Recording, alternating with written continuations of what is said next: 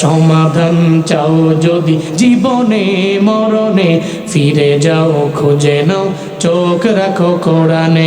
পারেন না আপনারা? তো কর না। সমাধান চাও যদি জীবনে মরণে, ফিরে যাও খুঁজে নাও চোখ রাখো কোরআনে। সবাই সমাধান চাও যদি জীবনে মরণে, ফিরে যাও খুঁজে নাও চোখ রাখো কোরআনে। তবেই পাবে সুখ শান্তির ঠিকানা, তবেই পাবে সুখ শান্তির ঠিকানা, যদি মেনে নাও তুমি মনে প্রাণে।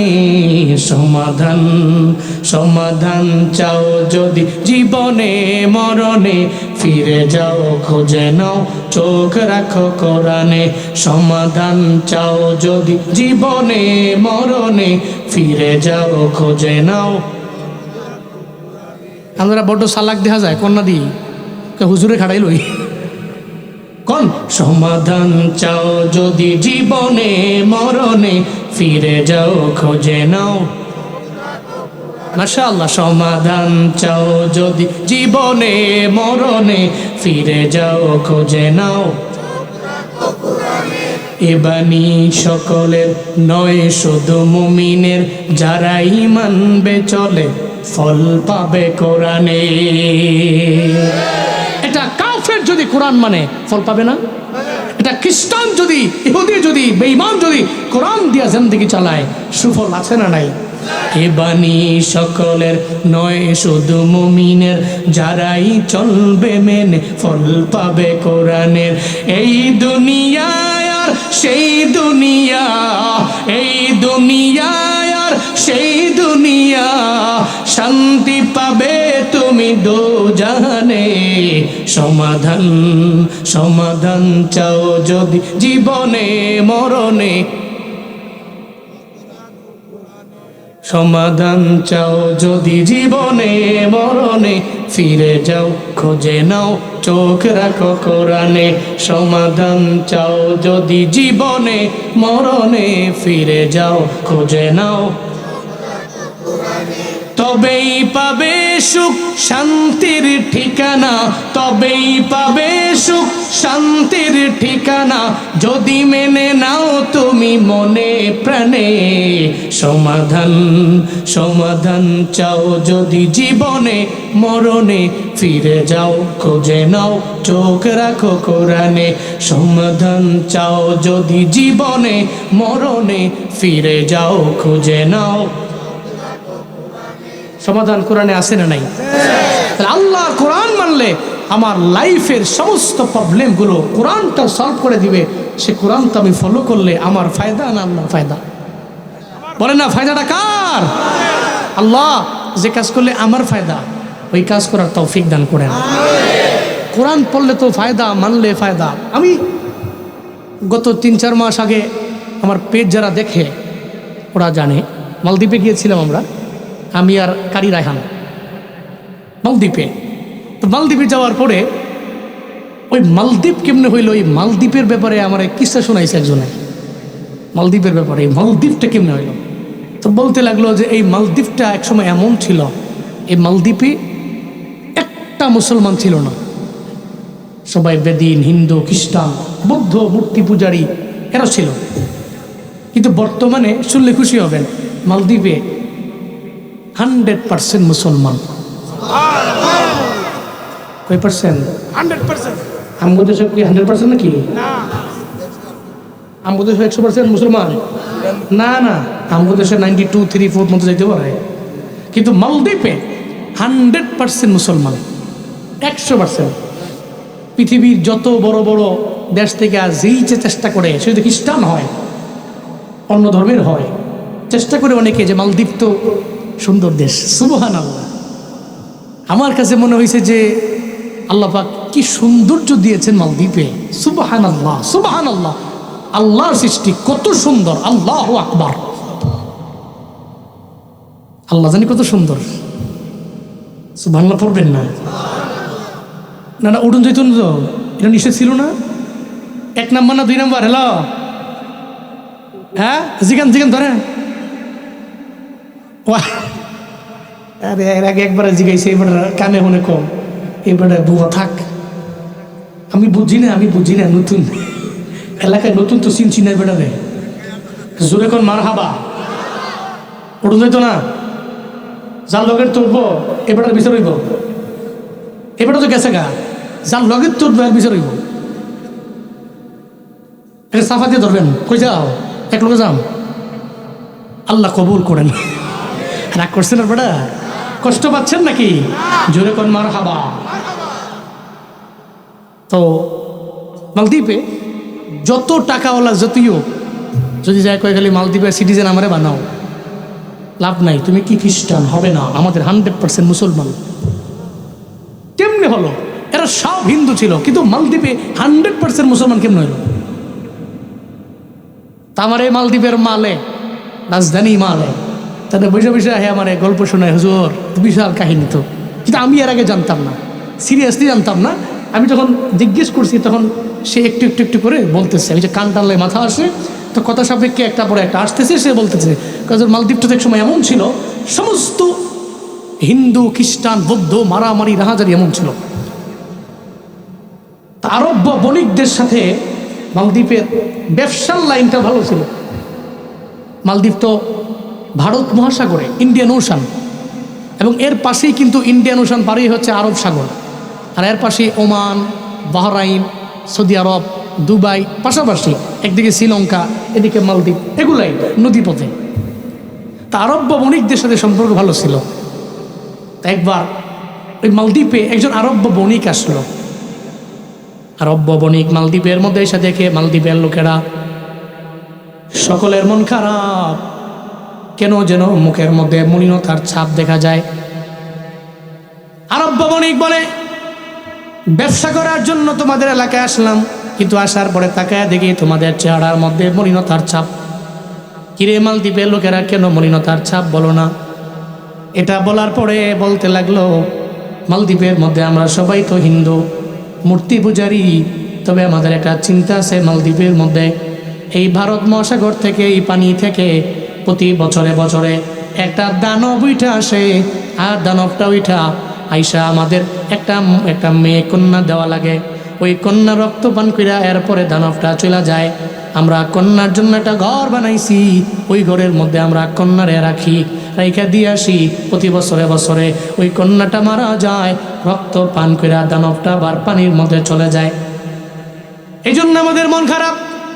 তবে এবার আমাদের আরো মন খারাপ, কেন জানেননি? কারণ আমাদের মন খারাপ হলো এবার যেই কন্যার নাম আসলো লটারির মাধ্যমে, ওই কন্যাটা হলো আমাদের রাজার কন্যা, আমাদের বাদশার কন্যা।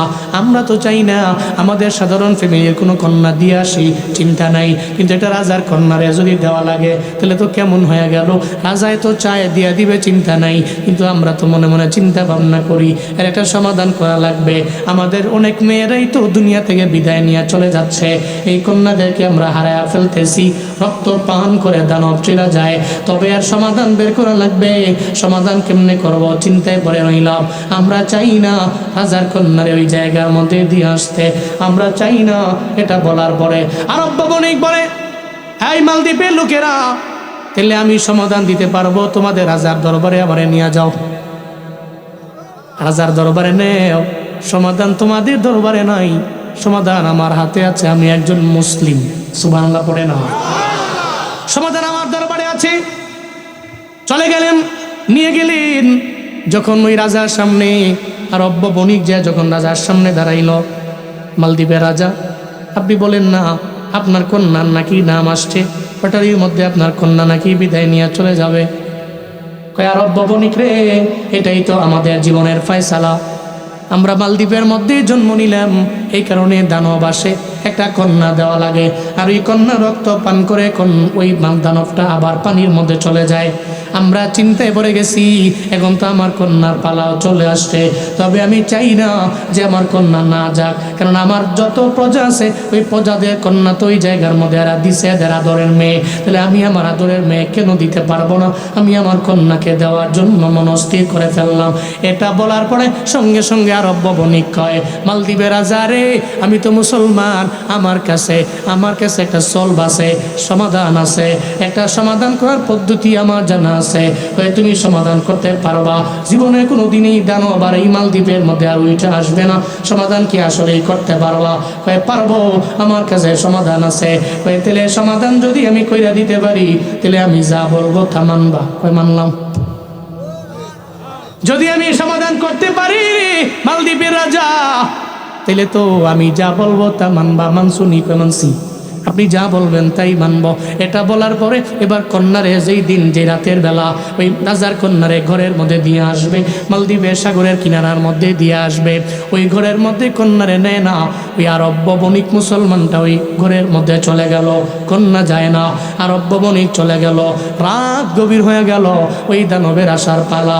এবার দানব এসে ঘরের মধ্যে থেকে কন্যা রক্ত পান কইরা ওই কন্যারে মাইরা দানব আবার সমুদ্রের মধ্যে, ভারত মহাসাগরের মধ্যে ডুব দিয়া চলে যাবে। যদি চিন্তা করেন, মনের মধ্যে প্রশ্ন জাগে, এটা কোন দানব? এই পৃথিবীর মধ্যে দুইটা জাতি আছে, জিন্নাত আর ইনসান। মিনাল জিন্নাতি ওয়ান নাস ওয়া মা খালাকতুল জিন্না ওয়াল ইনসা ইল্লা লিয়াবুদুন। কোরআন সাক্ষী দেয় পৃথিবীর মধ্যে জাতি হলো দুইটা, একটা জাতি ইনসান আর একটা জাতি হলো জিন্নাত। একটা জাতি ইনসান আর একটা জাতি জিন্নাত। তবে মানুষ দেখা যায়, জিন দেখা যায় না। মানুষ দেখা যায়, জিন দেখা যায় না। জিন বাতাস দেখা যায় না, তবে জিনের মধ্যে নামাজি আছে, জিনের মধ্যে রোজাদার আছে, জিনের মধ্যে আমল কর্মেওয়ালা আছে, জিনের মধ্যে ওলি আছে, আবার জিনের মধ্যে দুষ্টু আছে না নাই? কথা বলেন, আছে না নাই? আমরা তো আশরাফুল মাখলুকাত, আমরা মানুষ, আমাদের মাঝেও ভালো খারাপ আছে না নাই? কেউ চুরি করে, কেউ ডাকাতি করে, কেউ হারাম পথে যায়, কেউ মারামারি করে, কেউ খুন খারাপি করে। মানুষের মাঝে মানুষ, এমন মানুষ আছে না নাই? আবার এমন মানুষ আছে রে জীবনে কোনোদিন নিজের হাত দিয়ে কাউরে একটা চড়ও মারে নাই। এমন মানুষ আছে জবান দিয়া কাউরে গালি দেয় না। এমন মানুষ আছে ঝগড়া করে না। এমন মানুষ আছে, ভালো মানুষ এই জমিনের মধ্যে আছে, আবার খারাপও আছে।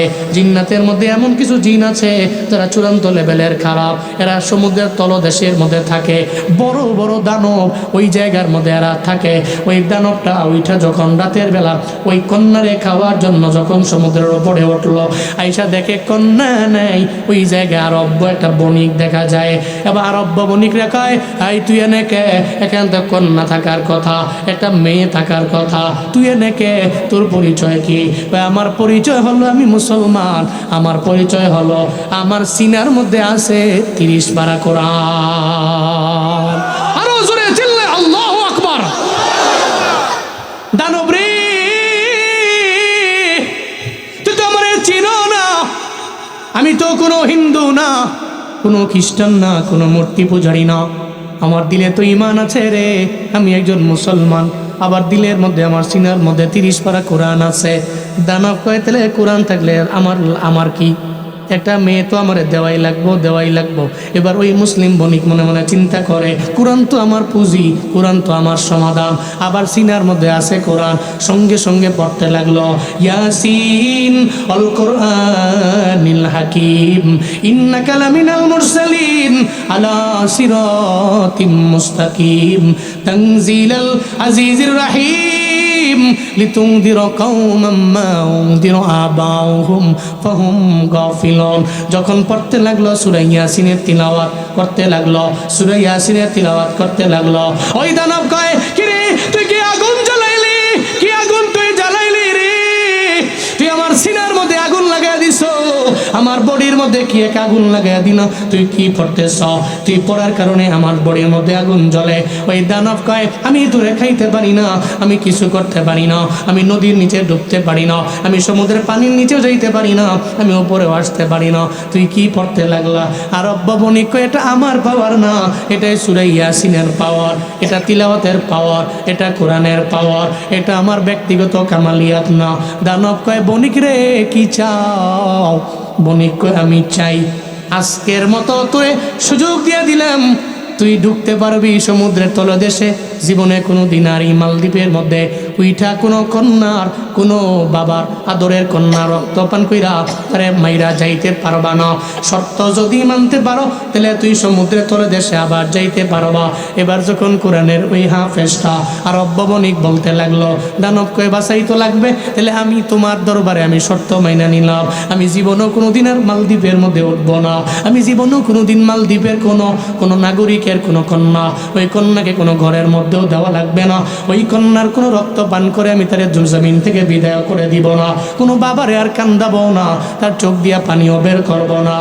যদি শর্ত মানো তাহলে তোমার জন্য রবের দরবারে বলি, তাহলে তুমি সমুদ্রের নিচে তোমার বাস, সমুদ্রের নিচে তুমি চলে যাবা, জীবনেও কোনো দিন তুমি উঠবা না। এটা বলতে দেরি আল্লাহর দরবারে হাফেজে কোরআন জানায় দেয়, আল্লাহ গো কোরআনের বিনিময়ে এই দানব আমারে ভয় পেয়ে গেছি, এই দানব তো চাইলেই আমারে জমিন থেকে বিদায় করে দিতে পারে, এমন শক্তি দানবের মধ্যে ছিল। কিন্তু কোরআনের কারণে পারে নাই, কোরআনের কারণে সম্ভব হয় নাই, কোরআনের কারণে ইম্পসিবল হয়ে গেল, কোরআনের কারণে অসম্ভব হয়ে গেছে রে মাওলা, কোরআনের কারণে অসম্ভব হয়ে গেল রে আমার আল্লাহ। এখন তুমি দানবটারে মালদ্বীপের একেবারে ওই ইন্ডিয়ান ওশানের নিচে তুমি তার স্থানে তুলে নিয়ে যাও, তাদের জীবনে কোনোদিন নড়তে না পারে। মূর্তি পূজারীরা সব সকাল হয়ে গেল, এদিকে দানব আর আসে না, দানব চলে গেল সমুদ্রের তলদেশে চলে গেছে। সকালবেলা মালদ্বীপের রাজা সহ রাজার সঙ্গে প্রজারা আছে না নাই, সব যখন যায় এই যে দেখি ওই আরব বণিকটারে মনে হয় দানবে খায়া ফেলছে, এখন তো তার বডিও পাওয়া যাবে না, তার রক্ত পর্যন্ত মনে হয় চুষে ফেলছে। যাইয়া দেখে রে আরব বণিকটা মরে নাই, মরে নাই, কি কারণে যেন এখনো জীবিত আছে। অবাক হয়ে গেছে রাজারা, অবাক হয়ে গেছে প্রজারা, চিন্না বলেন কোরআনের কারিশমা আছে না না? কোরআনের কারিশমা, কোরআনের কারিশমা আছে। যায় দেহে ওমা এতে জীবিত, এতে মরে নাই। অবাক এরা, সারা জিন্দিগি লাগা এক একটা মেয়ে দিলাম, এই মেয়ে রক্তপান করে মেয়েগুলো বিদায় নিয়ে চলে গেল। আরে আরব বণিক কেমন কি করলো, আজকে দানব আসে নাই, দানব তারে মারেও নাই, তার রক্ত পান করে নাই, সে সুন্দর জীবিত এখানে বসে আছে। অবাক হয়ে গেছে, অবাক হয়ে যায় বলে, এই আরব বণিক তুমি কি এমন আমল করেছো যে কারণে আজকে দানব তোমার দরবারে আসতে পারে নাই? আমি কি আমল করছি জানো না? সিনার মধ্যে তো আমার কোরআন আছে, তোমরা কোরআন মানো না, তোমরা তো কোরআন মানো না, ইসলাম মানো না, ঈমান আনো নাই। তোমরা মূর্তি পূজা করো আর মূর্তিরে অনেক কাছে মনে করো। আমরা আল্লাহ মানি, আমরা রসুল মানি, আমরা কোরআন মানি, এই জন্য আমাদের বিপদের সমাধান হয়ে যায় আমাদের কোরআন। তাহলে এই ওই যে আগে শর্ত দিছিলাম তোমাদের এই বিপদ থেকে আমি বাঁচিয়ে দিতে পারলে আমি যা বলবো তাই তোমরা মাইনা নিবা। কয় বলো, এত বড় বিপদ থেকে বাঁচাইলা, মুসিবত থেকে বাঁচাইলা, তাহলে বলো না তোমার শর্ত কি আমাদের জানাইয়া দাও। ওই আরব বণিক বলে আমারে কিছু দেওয়া লাগবে না, আমি আরব থেকে তোমাদের মালদ্বীপে হাজির, আর তোমাদের দরবারে এসে আমার কিছু প্রয়োজন নেই, আল্লাহ আমার যথেষ্ট দিয়েছে।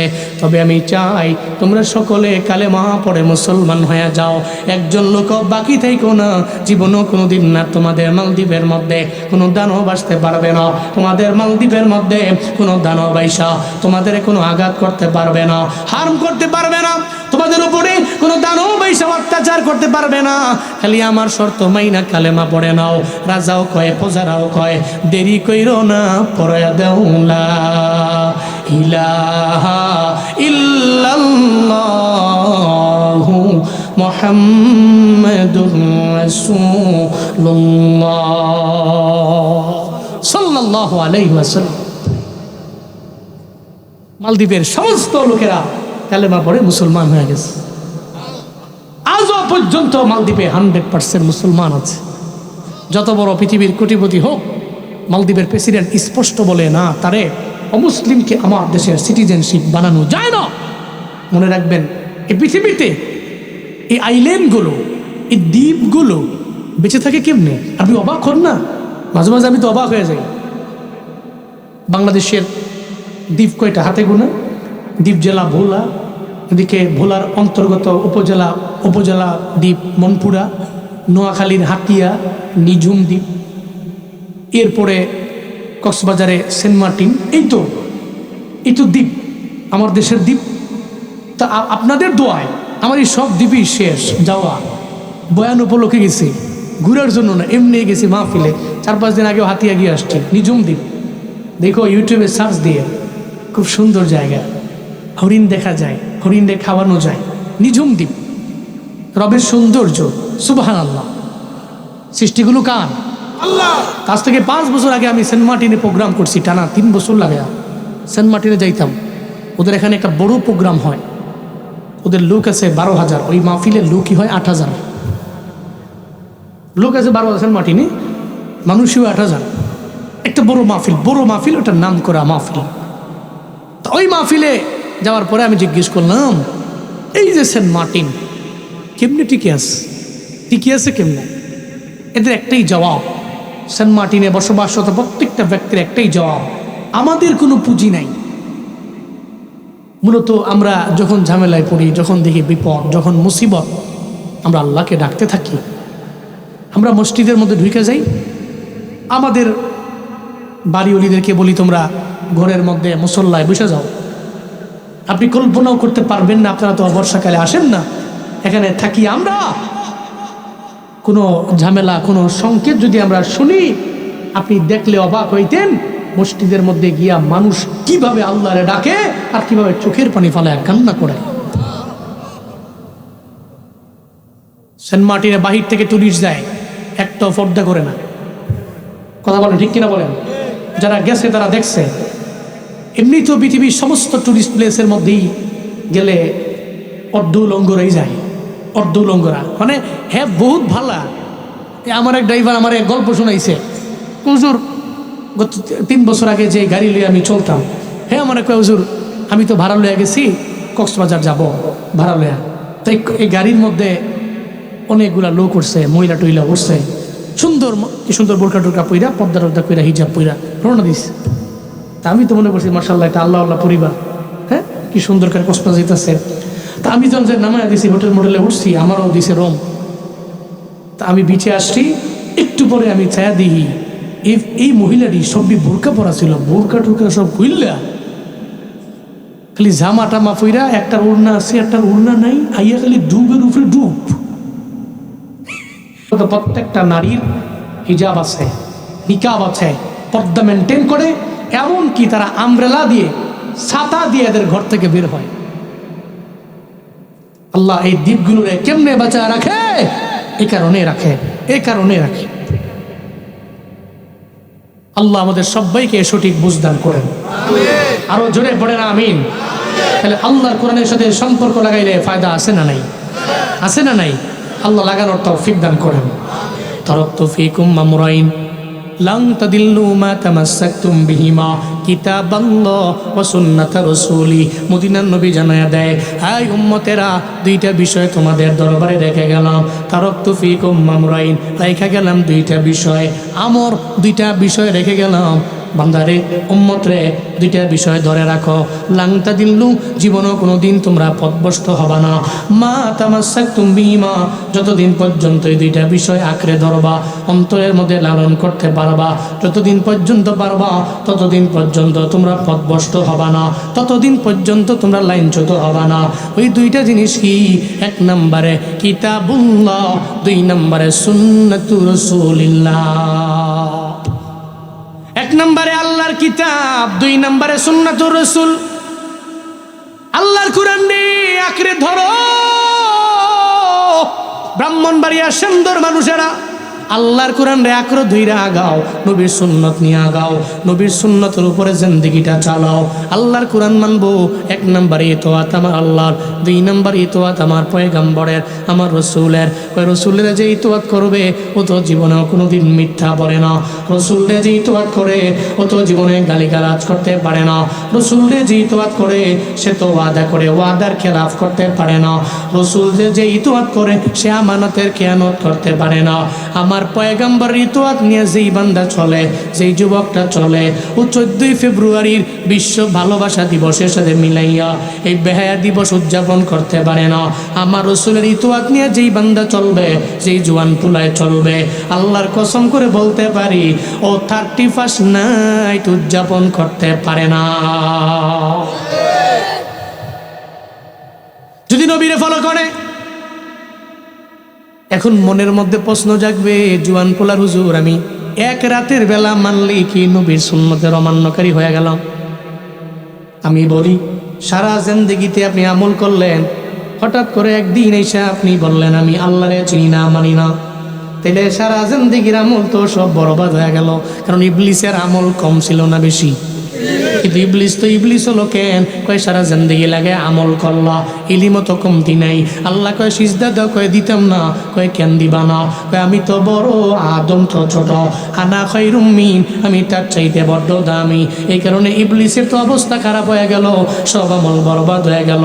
সারা জিন্দেগি লাগায় নামাজ পড়লেন, সারা জিন্দেগি লাগায় রোজা রাখলেন, সারা জিন্দেগি লাগায় আমল করলেন, হঠাৎ করে একদিন একটা খ্রিস্টানদের কথা মাইনা আপনি একটা ডে উদযাপন করলেন, একটা দিবস উদযাপন করলেন, একটা দিন উদযাপন করলেন। খোদার কসম করে বলে যাই, জুনেদ আল হাবিব বলে না, মান তাশাব্বাহা বিকওমিন ফাহুয়া মিনহুম। মদিনার নবী কয়, তুমি যার সাথে সম্পর্ক লাগাইলা, যার সাথে সম্পর্ক লাগাইলা, যেই কওমের সংস্কৃতির সাথে তুমি সংস্কৃতি মিলাইলা, মনে রাখো ফাহুয়া মিনহুম, তুমি তো তাদের সাথেই হয়ে গেলা, তাদের সঙ্গী হয়ে গেলা। তুমি খ্রিস্টানদের সংস্কৃতি মানলে, কালচার মানলে, তুমি তো খ্রিস্টানদের দলভুক্ত হইলা। একটা ইহুদির সংস্কৃতি মানলে, তুমি ইহুদির সংস্কৃতি মাইনা এদের দলভুক্ত হয়ে গেলা। মদিনার নবীর কথা যদি সত্য হয়, তাহলে সারা জিন্দেগির আমল বরবাদ হয়ে যাবে। তাহলে মুসলমানদের যুবকের জন্য কোনো দিবস টিবস নাই, ভালোবাসা দিবস নাই, খ্রিস্টানদের কোনো দিবস নাই। আমগো তো আনন্দের দিন হলো ঈদের দিন, আমগো আনন্দের দিন হলো দুই ঈদের দিনে আমরা আনন্দ যা করার করব, আমরা রমজানে আনন্দ করব। এই বাবারা, আজকে একটা আমল শিখে দিয়া যাব, 25 সাল তো শেষ হয়ে যাবে।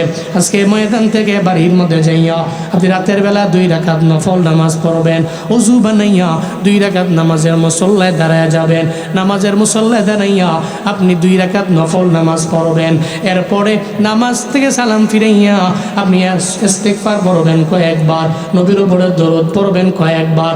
এরপরে মুনাজাত ধরে আল্লাহর দরবারে বলতে থাকবেন, ও দয়ার আল্লাহ, আমি তো বিপদগামী তোমার বান্দা, আমার 25 সালটা কেমনে গেল আমি জানি না, আমার তো বিপদে বিপদে গেল, মুসিবতে মুসিবতে গেল।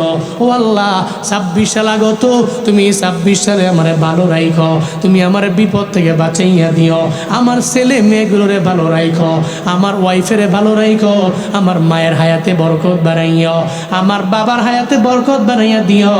আর রাতের বেলা গিয়া যদি 2 রাকাত নফল নামাজ পড়া রবের দরবারে যদি বলতে পারো, এই জওয়ান পোড়ারা, এই সন্দের মুসলমানেরা, সদরের মুসলমানেরা, যদি বলতে পারেন বাপ, যদি বলতে পারেন বাপ, 31st নাইট উদযাপন করলে 26 সালে সে বিপদগামী হবে আপনার নামাজের কারণে। আল্লাহ পাক বড় বড় বিপদ থেকে বাঁচা দিতে পারে কি পারে না? আল্লাহ পড়েন, আপনি যান বাড়িতে 2 রাকাত নফল নামাজ পড়েন, আজকে রাতে অন্তত পক্ষে 2 রাকাত নফল নামাজ পড়া আল্লাহ রেখুন, আল্লাহ আমার 26 সাল ভালো করো। কারে কইছেন? আপনারে বিপদ থেকে বাঁচাইতে পারে কে? মানুষ বাঁচাইতে পারে? মানুষ তো মাধ্যম, ওই মানুষের মাধ্যম বানায় কে পাঠায়? তাহলে আল্লাহ পাক আপনার সরাসরি সাহায্যকারী, দুনিয়ার ব্যক্তি হলো ওসিলা, দুনিয়ার ব্যক্তি হলো মাধ্যম। আপনি যে এখন আল্লাহ বিপদে পড়ে গেছি, মুসিবতে পড়ে গেছি, ঝামেলায় পড়ে গেছি, আল্লাহ তুমি ছাড়া আমার কেউ নাই। আল্লাহ 25 সালে তুমি যা করছো, যে বিপদে ফলাইছো, যে মুসিবতে পড়ছি তো পড়ছি, যে ঝামেলায় পড়ছি তো পড়ছি, আল্লাহ তুমি তো আমার মওলা, তুমি 26 সালে আমারে ভালো রাখো, আমার বিপদ থেকে বাঁচায়া দিও, আমার রিজিকে তুমি বরকত দিও, আমার সন্তানগুলোকে তুমি দুধে ভাতে খাওয়াও, আমার মা বাবাকে তুমি সুস্থ রাখো, আমাকেও তুমি সুস্থ রাখো। আল্লাহর দরবারে যদি বলা যায়, খুদার কসম করে বলা যায়, আপনি বছর শুরু করছেন নামাজ দিয়া, বছর শুরু করছেন দোয়া দিয়া, পুরা বছর জিম্মাদারির দায়িত্ব কে নিয়ে নিবে? আল্লাহ। আর যে বলেন কে নিয়ে নিবে? এই জন্য মুমিনরা জীবনের 31st নাইট মুমিনদের কাজ না, 2 রাকাত নফল নামাজে দাঁড়াইয়া রবের কাছে দোয়া করা, এটা মুমিনের কাজ। আল্লাহ আমাদের সবাইকে বুঝার, মানার, আমল করার তৌফিক দান করেন। আরো জোরে চিল্লায় পড়েন আমিন। তাহলে 1 নম্বর ইতোয়াত করবো কার? বলেন না কার? 2 নম্বরে কার? রাসূলের। রাসূলের কিতাবুল্লাহ ধরবো, সুন্নতকে আঁকড়ে ধরবো। সুন্নত কি? সুন্নত কি? সুজা কথা। সুন্নত হইল নবীর জিন্দেগিতে নবী চলছে, যেমনে যেমনে চলছে আমি সেভাবে মাইনা চলবো। নবীর জিন্দেগিতে কোনো মিথ্যা তো নাই, আমি মিথ্যা বলতে পারি। নবীর জিন্দেগিতে ওয়াদার খেলাফ নাই, আমি করতে পারি। আমানতের খেয়ানত নাই, আমি করতে পারি। নবীর জিন্দেগিতে গালমন্দ নাই, আমি গালমন্দ করতে পারি। নবীর জিন্দেগিতে কারো আইল ঠেলছে? আমরা ঠেলিনি। আইল ঠেলতে ঠেলতে ঠেলতে রাস্তাটার মুড়ো ছিল, সিউন বনে লিছে। এরকম আছে না নাই? এরপরে ভাই বেগে যেতে গেছে 1 পয়েন্ট জায়গার লেগা, এরকম আছে না নাই? মারামারি করে ভাইয়ের ফিডের মধ্যে যে মারছে, দূরে দুমুর করে ঘুষি, এদিকে ভাইও মারছে। একটা পর্যায়ে মারামারি লেগে গেছে। কি কি বিষয় নিয়ে? কয় জায়গা 1 পয়েন্ট। নাউজুবিল্লাহ, জোরে কয় না। এরকম বড় বড় আছে না নাই? এটা করা যাবে না। নবীর আদর্শ এটা নাই। তা আপনি তো নবীর আদর্শের মালা গলায় লাগিয়ে চলবেন। নবীর আদর্শে যা আছে আমরা সেই আদর্শে আদর্শবান হব। পারবো তো ইনশাআল্লাহ? আল্লাহ আমাদের সবাইকে ইতোয়াত 1 নম্বরে আল্লাহর, 2 নম্বরে রাসূলের, 1 নম্বরে কিতাবুল্লাহ, 2 নম্বরে সুন্নতে রাসূলিল্লাহ মাইনা আমল কইরা কবরে যাওয়ার তৌফিক দান করেন। সকলেই পড়েন আমিন। আস্তাগফিরুল্লাহ রাব্বি মিন কুল্লি যামবি ওয়া আতুবু ইলাইহি।